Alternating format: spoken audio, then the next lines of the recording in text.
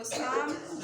हम खुदा के शुक्रगुजार हैं कि खुदा ने फिर हमें आज का ये दिन दिया, ये वक्त दिया ताकि हम उसकी पाक हजूरी में आकर उसकी हमदो सना करें और उसके मुकद्दस कलाम को सुने। उसका मुकद्दस कलाम जो सोने से महंगा है, जो शहद से मीठा है, जब हम इसको सुनते हैं तो लाजम है हम इस पर क्या करें, अमल करें।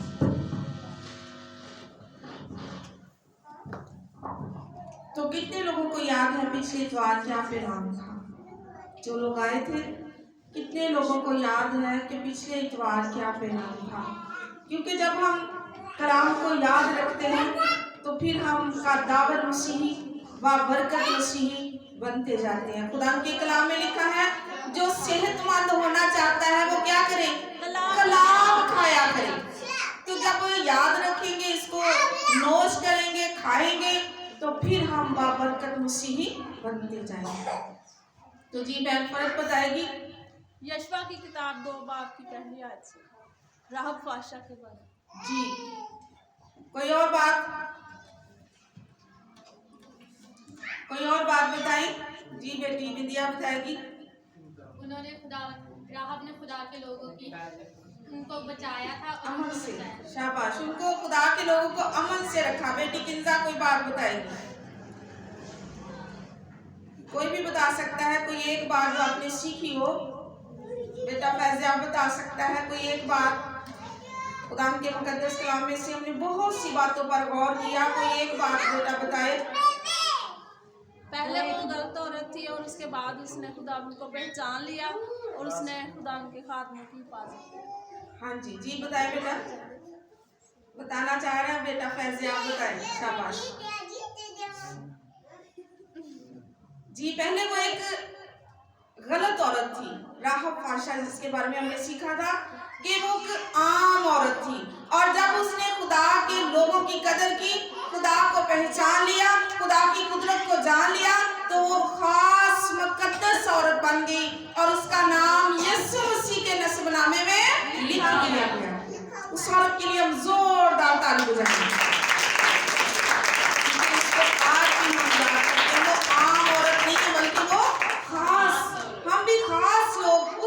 बनते हैं जब हम यीशु पर ईमान ले आते हैं, हम मुबारक लोग बन जाते हैं और हम कद्दावर लोग बनते जाते हैं और मसीह की पहचान तक बढ़ते जाते हैं। तो आज हम खुदा के मुकद्दस कलाम में से सीखेंगे याकूब का खत।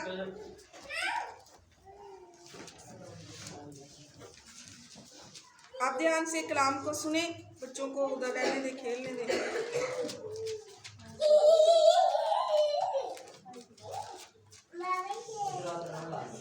जी हम पढ़ेंगे खुदा के मुकद्दस कलाम में से याकूब का खत, उसका 5वां बाब, उसकी 16वीं आयत से। ध्यान से तवज्जो से खुदा के कलाम को सुनना है। लिखा है याकूब का खत, उसका 5वां बाब और उसकी हम पढ़ेंगे 16वीं आयत से। बस तुम आपस में एक दूसरे से अपने अपने गुनाहों का इकरार करो और एक दूसरे के लिए दुआ करो ताकि शिफा पाओ। रास्तबाज की दुआ के असर से बहुत कुछ हो सकता है। एलिया हमारा हम तबीयत इंसान था, उसने बड़े जोश से दुआ की कि मींह ना बरसे, चनाचे 3.5 बरस तक जमीन पर मींह ना बरसा। फिर उसने दुआ की तो आसमान से पानी बरसा और जमीन में पैदावार हुई। खुदा के मुकद्दस कलाम के वसीला से खुदा हम सबको बरकत बख्शे, आमीन। हमने खुदा के मुकद्दस कलाम में से पढ़ा है कि बस क्या करो, क्या पढ़ा है? बस हम एक दूसरे के सामने अपने गुनाहों का क्या करें, इकरार करें। मुश्किल लगता है ना कि किसी को बताना कि मेरे अंदर ये गुनाह है, मेरे अंदर ये कमी है, मैं गुनाहगार इंसान हूँ। बहुत मुश्किल लगता है कि किसी के सामने अपने गुनाह का इकरार करना। लेकिन खुदा का कलाम फरमाता है कि तुम क्या करो, आगे लिखा है ताकि शिफा पाओ। इसका मतलब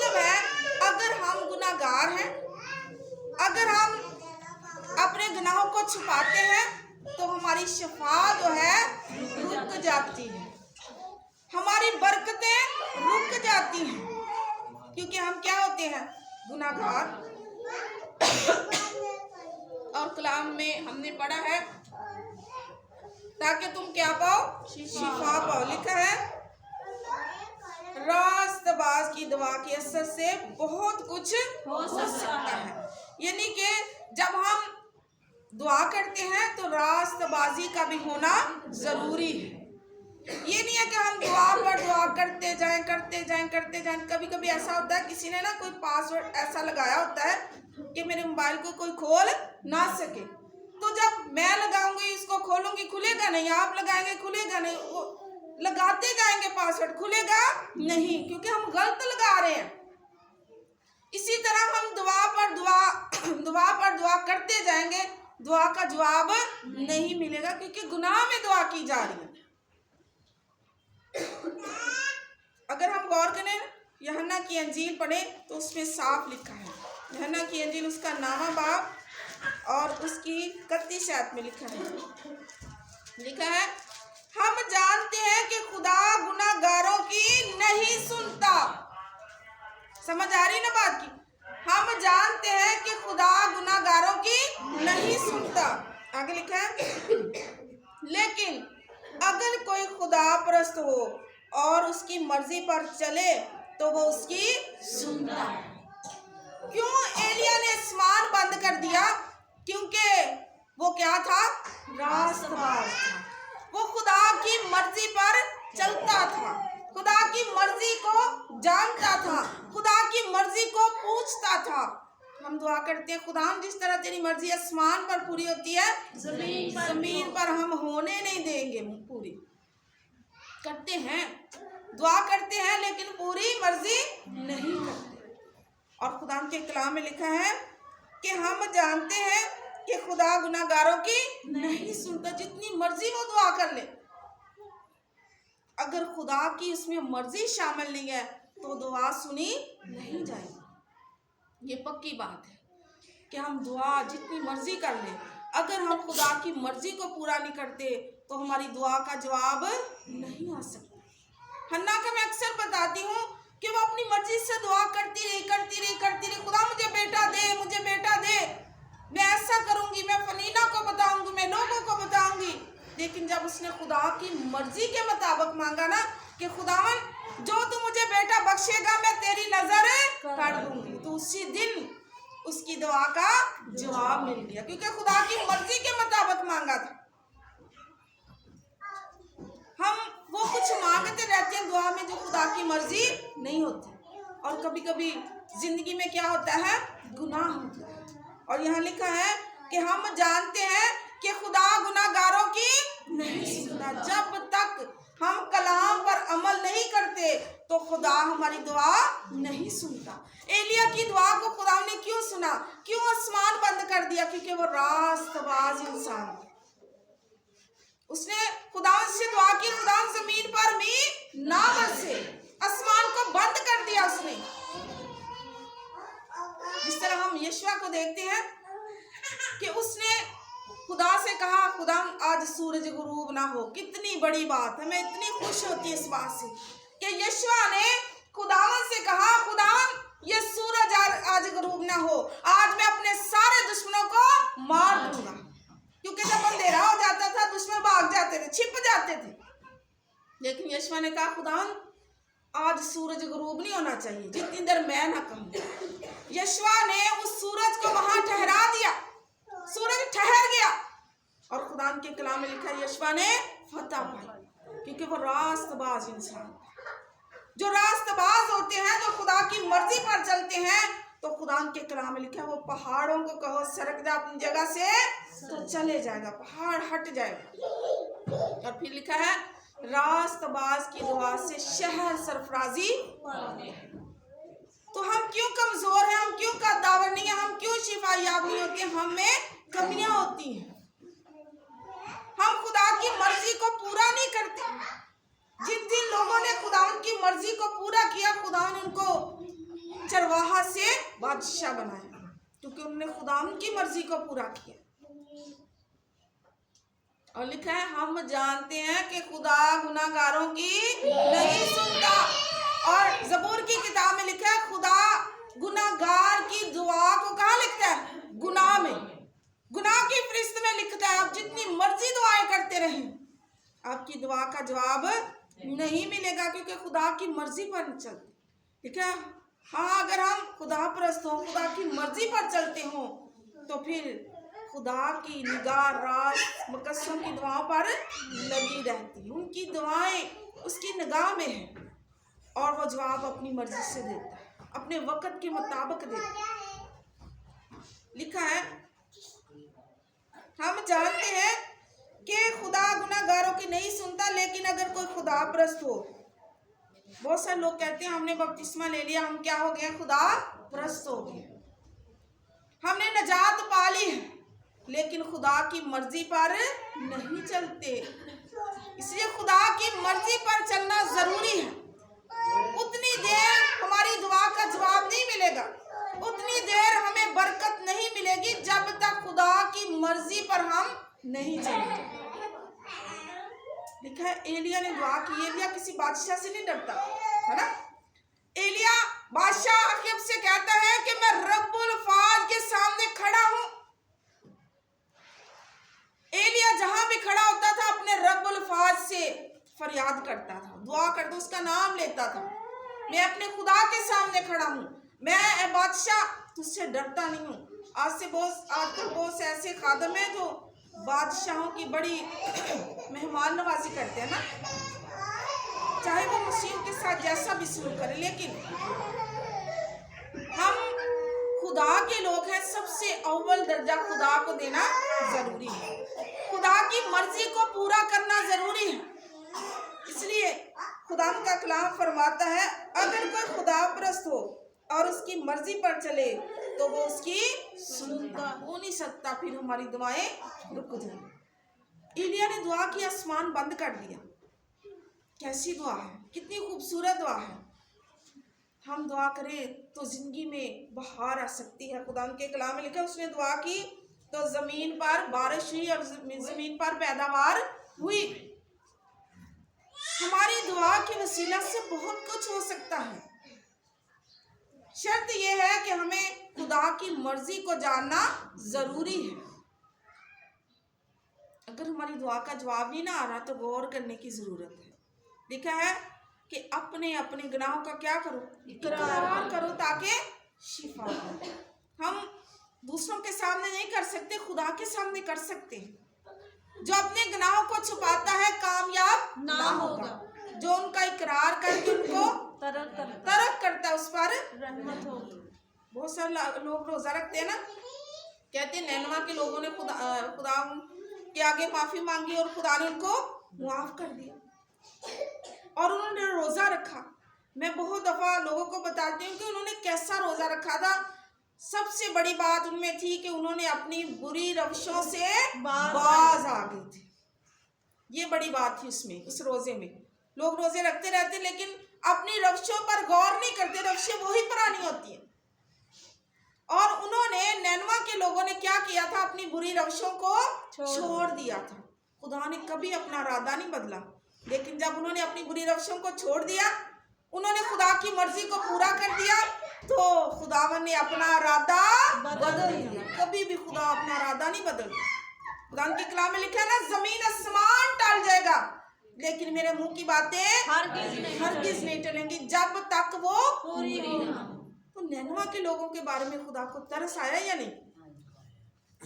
खुदा उनको मारना चाहता था, लेकिन जब खुदा की मर्जी को पूरा कर दिया, हलीम बन गए, छोटे बन गए, खुदा की मर्जी जान ली, रास्तबाज बन गए, अपनी बुरी रविशों को छोड़ दिया, खुदा के सामने झुक गए, तो खुदा को अपना इरादा बदलना पड़ा।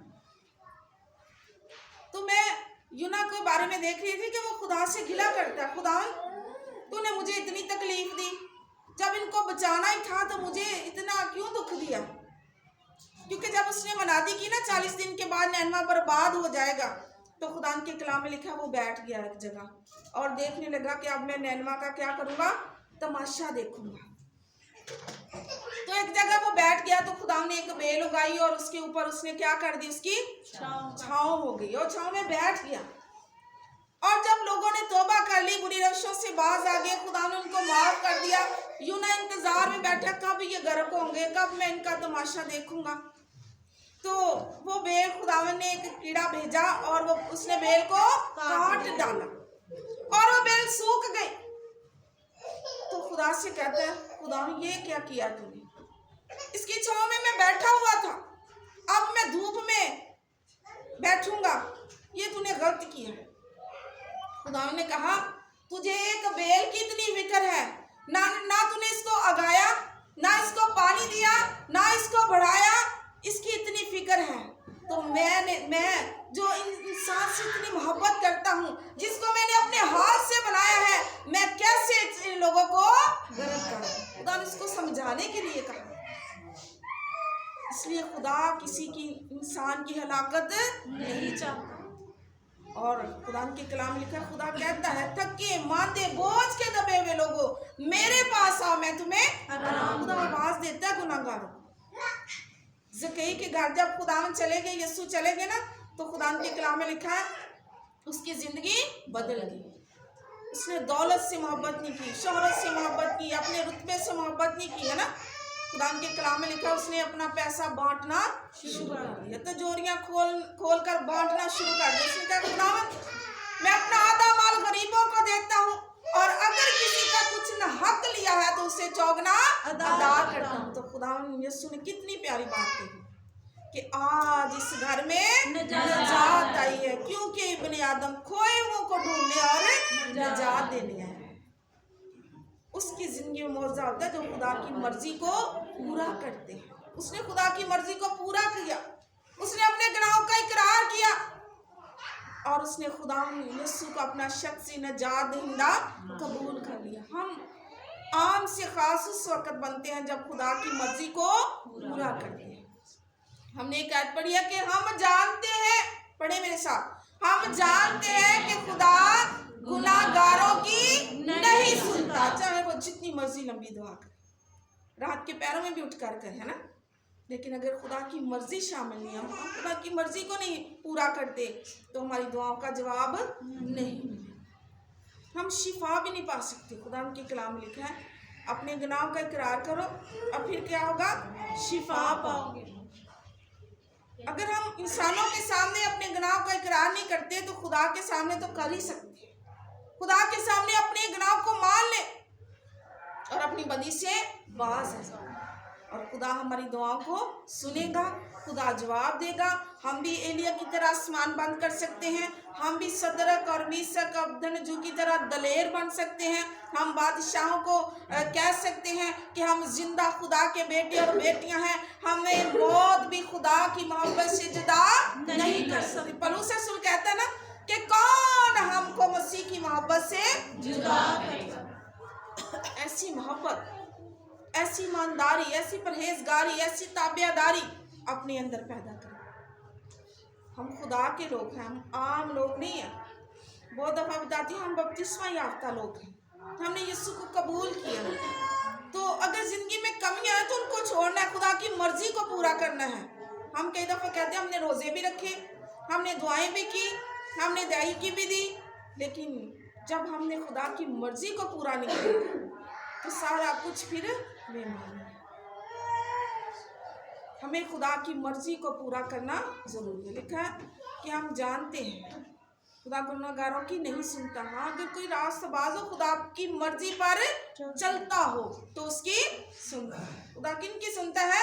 रास्तबाजों की। और गुनाहगार की दुआ गुनाह में लिखता है। ये बात आज याद रख लें कि अगर जिंदगी में कमियां हैं तो खुदा हमारी दुआ नहीं सुनेगा।